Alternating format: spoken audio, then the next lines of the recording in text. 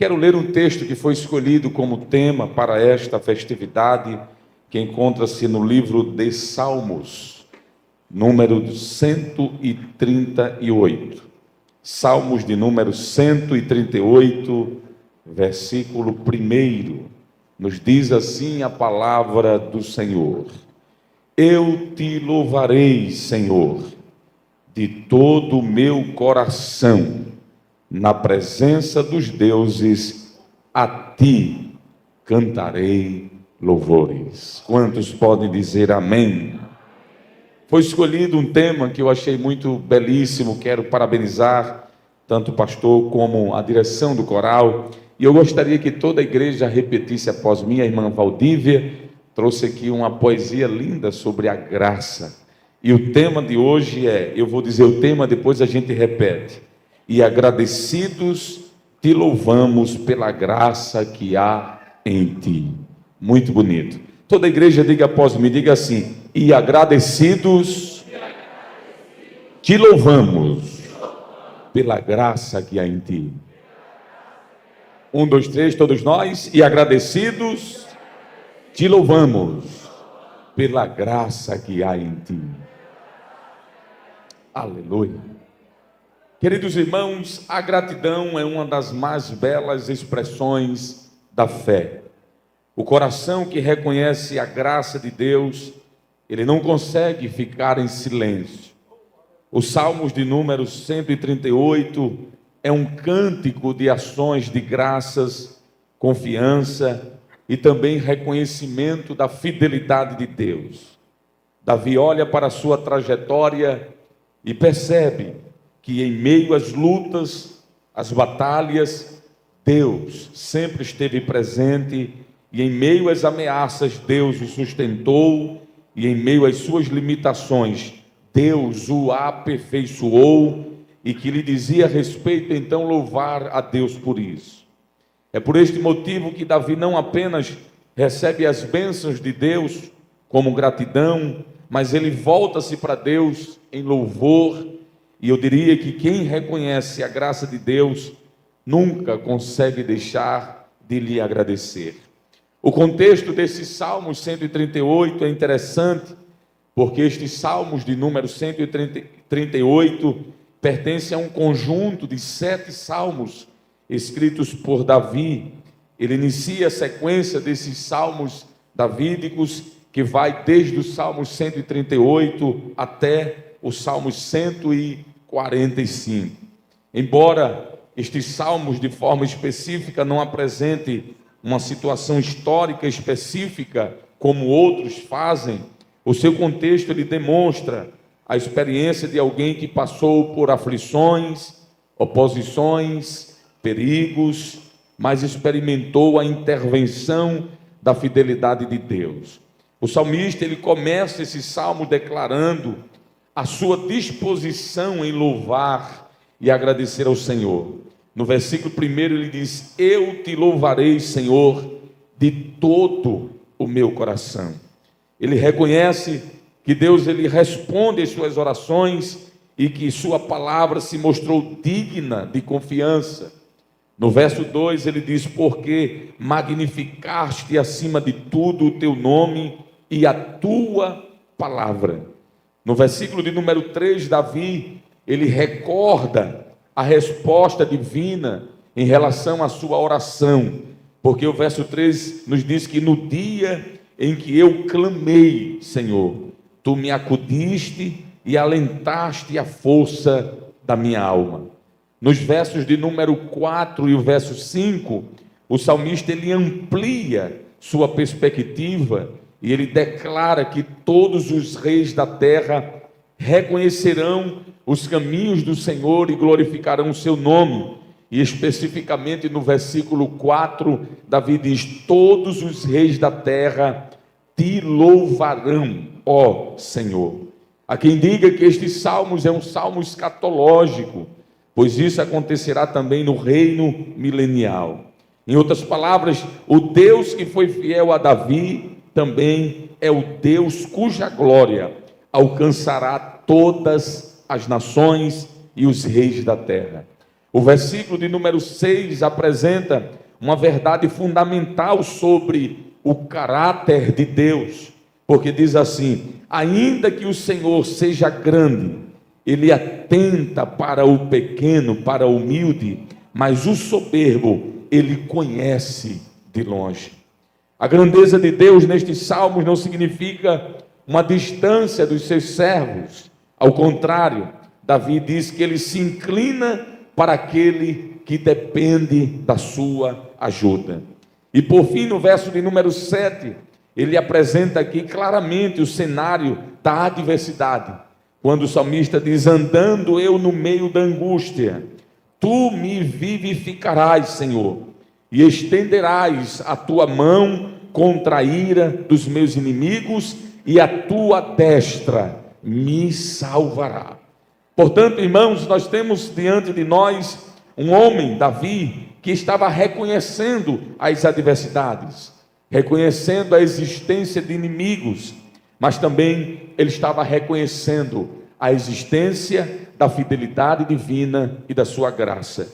Em outras palavras, nestes salmos nós vamos ver Deus ouvindo as orações de Davi, quando ele diz: no dia em que clamei, tu me acudiste.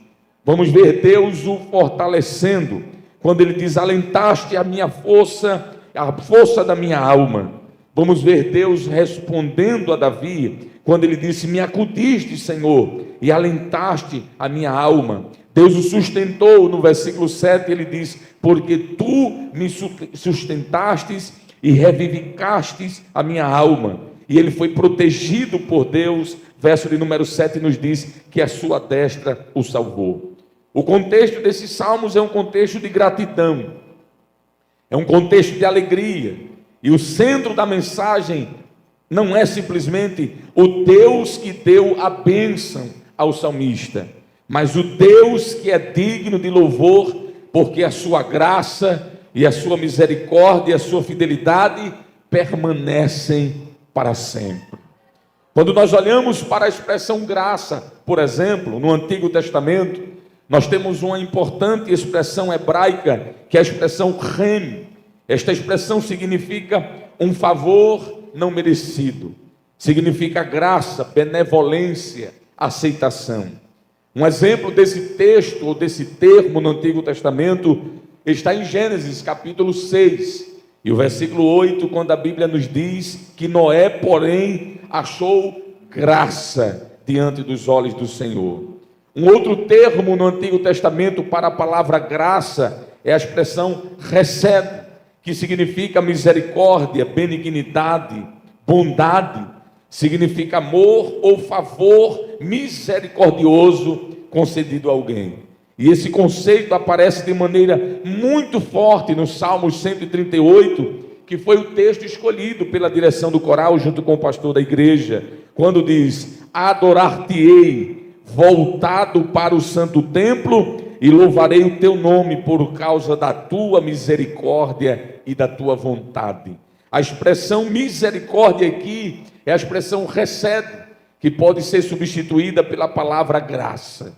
A palavra graça também ela encontra respaldo no Novo Testamento. É da expressão charis, de onde vem louvor, benevolência, dom concedido gratuitamente, ou apenas a palavra graça. O apóstolo São Paulo, escrevendo aos Efésios no capítulo de número 2, e o versículo 8, ele diz: porque pela graça sois salvos por meio da fé, e isso não vem de vós, é dom de Deus. Portanto, nós podemos dizer que a graça é esse favor imerecido que nós temos sendo concedido por Deus, pelo qual Ele mesmo age bondosamente em favor do ser humano, concedendo aquilo que este não poderia conquistar pelos seus próprios méritos. Alguém certa vez disse que a graça não significa que Deus ignora o pecado, mas que Deus, em sua misericórdia, Ele oferece a esse pecador aquilo que ele jamais poderia alcançar por suas próprias forças. A graça é Deus fazendo por nós aquilo que jamais poderíamos fazer por nós mesmos. E lendo esses salmos de número 138, nós conseguimos encontrar aqui nestes salmos, e eu quero de forma muito rápida e sucinta falar sobre 7 lições que aprendemos sobre a graça de Deus nesses salmos de número 138. E a primeira lição que encontramos sobre a graça de Deus no Salmo 138 está no versículo 1, que diz: eu te louvarei, Senhor, de todo o meu coração. E eu queria que toda a igreja, por favor, repetisse comigo, juntamente com o lindo coral que estará aniversariando, diga assim: a graça de Deus nos leva a louvá-lo. Davi, ele começa esses salmos com louvor. Ele não começa esses salmos reclamando que ainda não havia recebido a graça ou, por exemplo, o livramento de Deus. Pelo contrário, ele começa esses salmos agradecendo por aquilo que Deus já fez. E eu diria que o verdadeiro louvor, ele nasce de um coração que reconhece isso, que nós estamos aqui, nós estamos de pé, porque a graça de Deus tem nos alcançado. E essa gratidão de Davi era uma gratidão, pelo menos em 3 âmbitos. O âmbito pessoal, quando ele diz: eu te louvo, Senhor, ou eu te louvarei. Isso mostra de que Davi, de forma pessoal, entende de que a graça de Deus nos impulsiona a louvá-lo. Eu diria que a experiência da graça precisa produzir uma resposta pessoal. Quando a gente vem ao templo e a gente louva a Deus, por exemplo, nós estamos louvando pessoalmente por causa da sua graça. Eu diria que essa graça no Salmo 138 não somente aparece de forma pessoal, mas Davi também faz essa graça ser transparecida ou ser destacada de forma integral, quando ele diz assim: de todo o meu louvor. Ele não disse: eu somente te louvarei, mas ele disse: Senhor, por causa da tua graça, eu te louvarei, mas te louvarei de todo o meu coração. Deus, ele não deseja um louvor dividido. Ele quer um louvor inteiro, ele quer uma expressão inteira da sua gratidão e da minha gratidão. E essa graça que Davi expressa através do louvor, além de ser de forma pessoal e integral, quando ele diz todo o meu coração, foi uma graça pública. Foi um louvor que expressou a graça de Deus de maneira pública, porque Davi diz assim: eu te louvarei de todo o meu coração, mas não é dentro de casa apenas. Não é dentro do meu quarto apenas, que tudo isso é louvável. Mas Davi diz: eu te louvarei, Senhor. É algo pessoal. De todo o meu coração, é algo inteiro, não é partido. Mas ele termina dizendo: na presença dos deuses te cantarei louvores. Sabe o que é que Davi está dizendo? De que essa graça é tão maravilhosa, que quando eu vou agradecer a Deus por esta graça, eu devo fazer de forma pública, para que todos ouçam de que eu estou aqui, porque a graça de Deus me alcançou. Se você pode louvar a Deus, glorifique nesta noite. O Salmo 103, verso 2, ele diz: a minha alma, Senhor, oh, bendize a minha alma ao Senhor, e não te esqueças de nenhum dos seus benefícios. O apóstolo Paulo, em sua primeira carta aos Tessalonicenses, no capítulo 5, verso 18, ele diz: em tudo dai graças, porque esta é a vontade de Deus em Cristo Jesus para conosco. O apóstolo, escrevendo aos Efésios, no capítulo 5, verso 20, ele diz: dando sempre graças por tudo ao nosso Deus e Pai, em nome do Senhor Jesus Cristo. E a pergunta que nos fica é: hoje nós estamos aqui adorando a Deus e agradecendo a Ele por 80 anos de louvor deste lindo coral. Mas além disso, irmãos, deixa eu ver aqui, quantos têm motivo para agradecer a Deus por sua graça? Levanta a sua mão aí. Se você pode adorar a Ele, glorifique, porque estamos aqui nesta noite, porque a sua graça nos alcançou. Alguém certa vez disse que quem se lembra dos benefícios da graça não consegue esquecer-se de agradecer a Deus por ela. Nós estamos aqui vivos nesta noite porque a graça nos alcançou. Seu coração está aí, olha, pulsando sangue nas tuas veias, é por causa da graça que te alcançou. Quando Lucas escreveu o capítulo 17 de Atos dos Apóstolos, ele disse, na voz de Paulo, Lucas escrevendo, nos movemos, existimos e vivemos, porque Ele tem sido gracioso para conosco. Parece muito simples, mas por favor, não se sinta constrangido em você não fazer aquilo que o pregador pede. Porque às vezes o pregador pede e a gente fica retraído, né? Não se sinta constrangido em fazer. Mas quem quiser, eu faço. Porque eu estou aqui para adorar a Ele, agradecê-lo. Faça só assim com as suas mãos, não precisa mais do que isso não. Faça assim, balance assim mais uma vez. Mais uma vez, pela segunda, pela terceira. A Bíblia diz que nos movemos, porque a graça dEle nos alcançou. Parece algo tão pequeno mexer os dedos, mas tem gente que está com os dedos congelados assim, olha, não pode nem mexer, não se levanta nem de uma cadeira e de uma cama, mas eu me levantei, estou com os dedos aqui, olha, com as mãos erguidas, é a graça de Deus que chegou e disse, faz, mexe-te, levanta-te, anda, é por isso que eu estou nesta noite dizendo, eu te louvarei.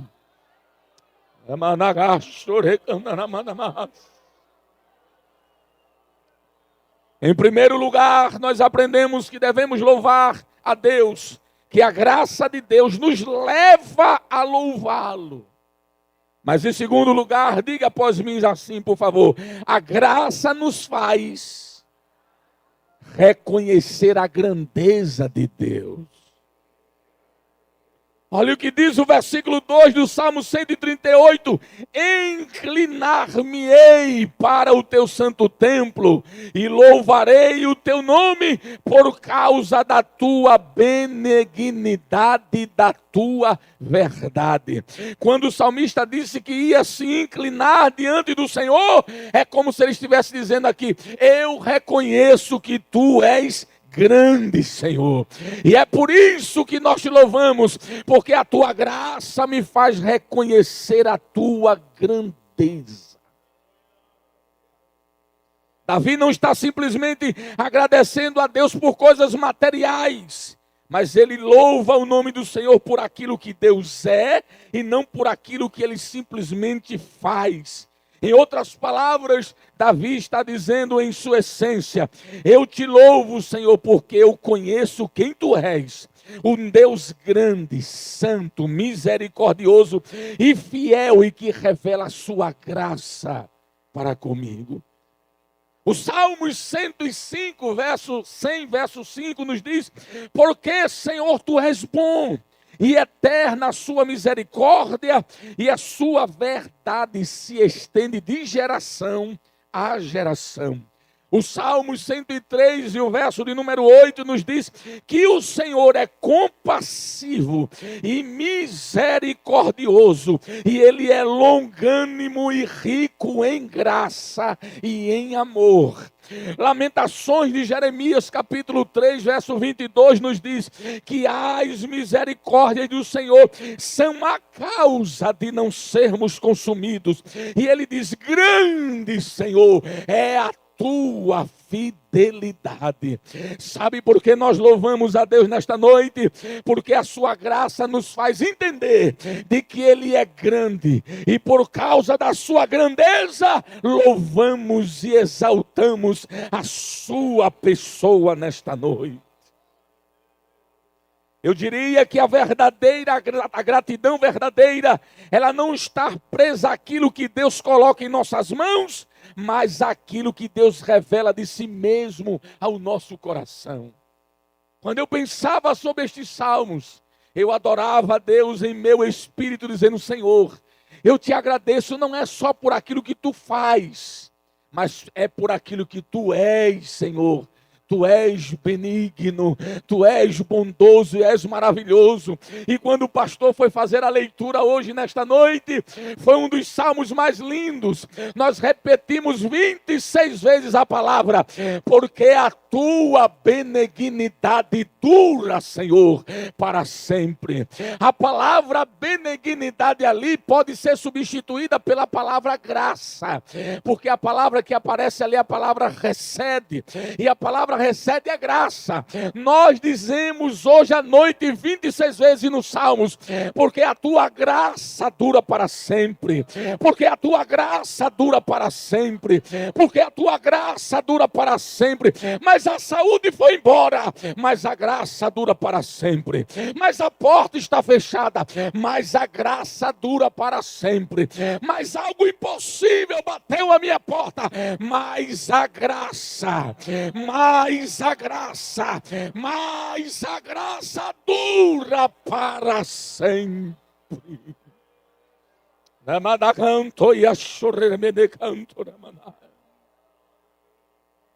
Olhando para estes salmos, eu aprendo uma terceira lição sobre a graça de Deus. E eu queria que você me ajudasse a pregar repetindo. Eu vou pedir sempre para a igreja participar comigo. Diga assim: a graça nos leva a clamar e Deus nos escuta. Olha o que é que diz o Salmo 138, verso 3. No dia em que eu clamei, tu, Senhor, me acudistes e alentastes a força da minha alma. Deixa eu perguntar aqui, quantos já foram acudidos pelo Senhor? Eu já fui, viu? Quantas e quantas vezes a gente não clama e Deus se levanta do seu trono e diz assim: eu escutei a voz do meu servo e a voz da minha serva e vou acudi-lo. A Bíblia diz: tu me acudiste. Eu acho tão bonito o verbo acudir. Acudir quer dizer estender as mãos e ajudar.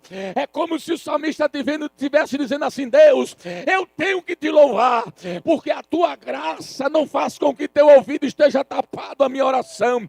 Quando eu clamo, Senhor, tu se inclinas para mim e diz: eu vou te acudir, eu vou te ajudar a estender a minha mão sobre a tua vida. Davi experimentou algo poderoso. Ele clamou e Deus respondeu. A oração e o louvor aqui não é um discurso apenas lançado ao vazio, mas é lançado diante de um Deus que tudo vê. Salmos 34, versículo 4 nos diz assim: clamei ao Senhor e Ele me respondeu e livrou-me de todos os meus temores. Jeremias 33:3, tão conhecido da igreja: clama a mim e responder-te-ei e anunciar-te-ei coisas grandes e firmes que tu não sabes. Mateus 7:7 nos diz: pedi e dá-se-vos-á, buscai e encontrareis, batei e abre-se-vos-á. Em 1 João 5:14 está escrito: e esta é a confiança que temos nele. Que confiança? João diz que se pedirmos alguma coisa segundo a sua vontade, ele nos ouvirá. Sabe o que é que eu entendo com isso? É que quando o salmista escreveu estes salmos no versículo 3, dizendo que no dia em que eu clamei, tu me acudiste e levantaste a força da minha alma, ele estava dizendo, em outras palavras, houve um dia em que eu não tinha força, houve um dia que eu não tinha ninguém que me ajudasse, mas eu lembrei de um Deus gracioso, eu lembrei de um Deus misericordioso e clamei, e quando eu clamei, ele disse: eu estou aqui, Davi, eu estou do teu lado para te acudir e te dar força. O que me chama a atenção é que Davi diz que ele lhe acudiu, lhe levantou e deu força à sua alma. São três coisas aqui importantes. Acudir é ser alcançado, é ser ajudado. Levantaste, ou seja, ele estava prostrado, ele estava caído, mas não somente levantado. Ele diz o texto que ele deu força para a sua alma. Tem dias que a gente chega aqui, irmãos, que a alma não tem força, mas graças a Deus, que o Deus gracioso que nós servimos, ele estará aqui nesta noite dizendo: tu estás precisando precisando de quê? Tu estás precisando de ajuda? Eu te acudo. Tu estás precisando de que se levantar? Eu te levanto. Tu estás precisando de quê? De força?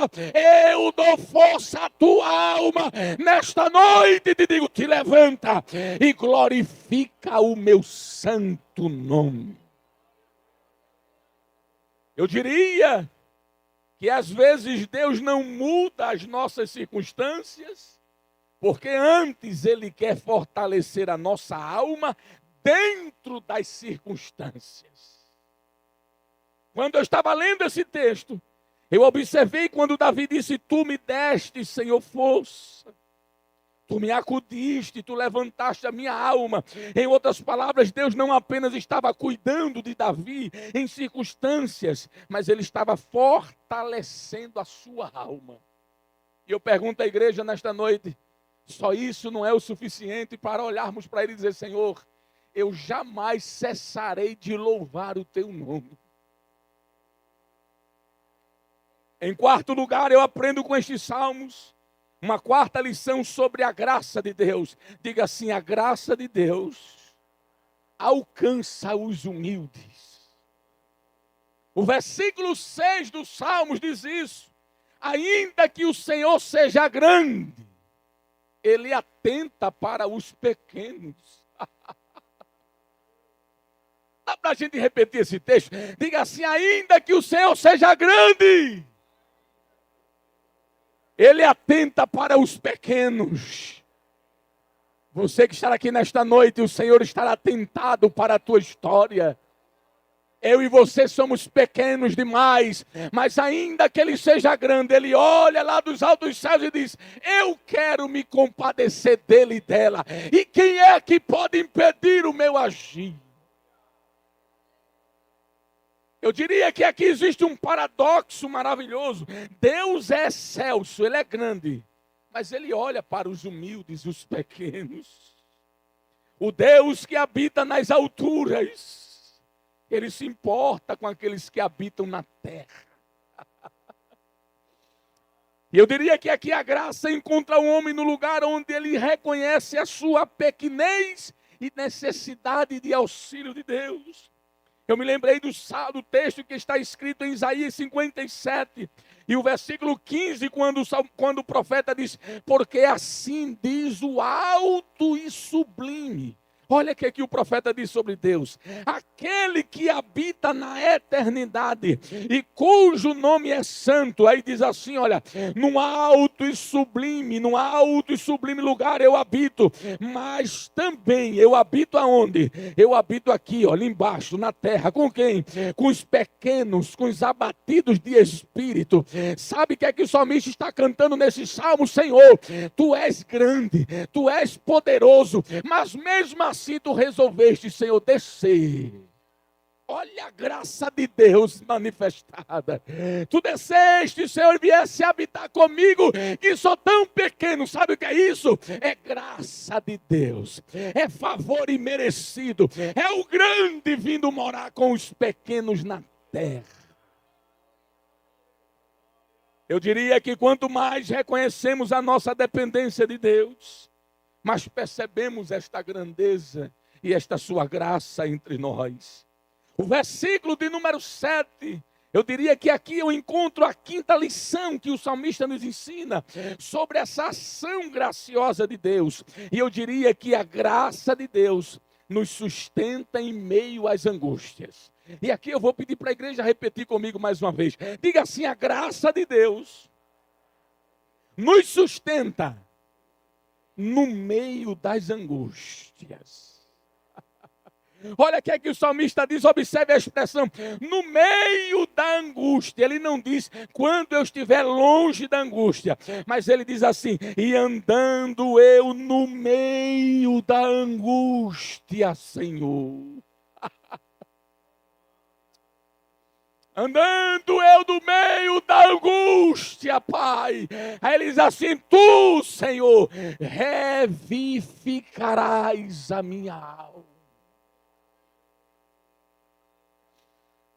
A graça de Deus não significa ausência de problemas, mas significa a presença dEle no meio das angústias.